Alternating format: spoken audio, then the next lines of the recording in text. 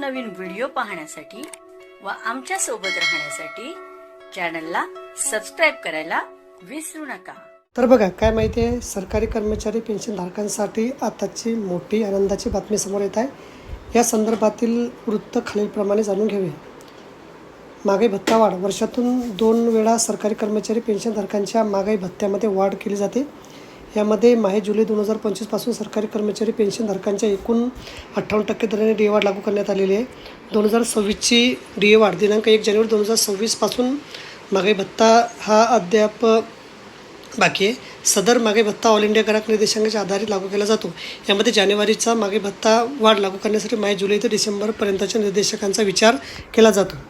सदर निर्देशांक कामगार विभागामार्फत जाहीर केले जातात। नुकतेच कामगार विभागामार्फत डिसेंबर 2025 पर्यंतचे निर्देशांक जाहीर करण्यात आलेले आहे। त्यामुळे जानेवारी 2026चा महागाई भत्ता वाढ ही 2% वाढ निश्चित आहे।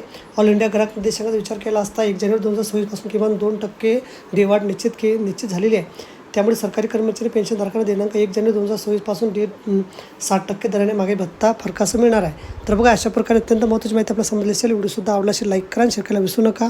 धन्यवाद।